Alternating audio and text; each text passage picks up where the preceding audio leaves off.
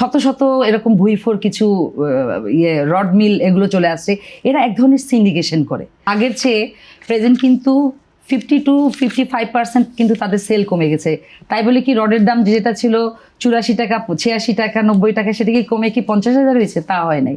এই যে আমি বললাম যে জায়গাটায় যে আমাদের আমদানি, তারপরে আবার আমাদের সবচেয়ে বড় হচ্ছিল আধিক্য মুনাফা এক ধরনের। যেমন মনে করেন পদ্মা সেতু, মেট্রো রেল এবং এলিভেটেড এক্সপ্রেসওয়ে নির্মাণের গর্বিত অংশীদার বসুন্ধরা সিমেন্ট। আপনি দেখবেন আগের রড ছিল খুব নামকরা, বিএসআরএম, বসুন্ধরা, খুব রহিম স্টিল এগুলো ছিল। আপনি দেখবেন যে 60 গ্রেড, 90 গ্রেড সব কিছু বলতেছে 40 গ্রেড, যে শত শত এরকম ভুইফোর কিছু রড মিল এগুলো চলে আসছে।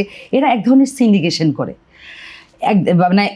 এটা নিয়ে কিন্তু রিহ্যাব একবার আমরা বেশ ভালো আকারে আমরা ধরেছিলাম আমাদের থেকে, যে কেন বাড়তেছে। তারা তখন দেখায় যে আমরা যে আমদানি করতেছি, ডলারের রেট সব কিছু মিলিয়ে, কিন্তু রেট একটা বড় ফ্যাক্টর। যে এই যে এখন যে মার্কেটটা এত ডাল, তারপরেও দেখবেন যে তাদের কিন্তু সেল কমে গেছে, কিন্তু তারপরেও কি তারা কম দিতে পারছে না। তো এই জিনিসগুলোকে হয় কি সরকারের সাথে তারা বসছে, অনেকবার বসছে।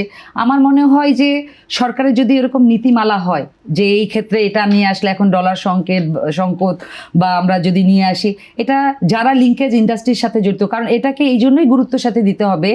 বাংলাদেশে কিন্তু এই লিঙ্কেজ ইন্ডাস্ট্রি সহ জিডিপিতে 15% কিন্তু রিয়েল এস্টেট সেক্টরের ভূমিকা গভর্নমেন্টের প্রপার অর্থনীতিতে।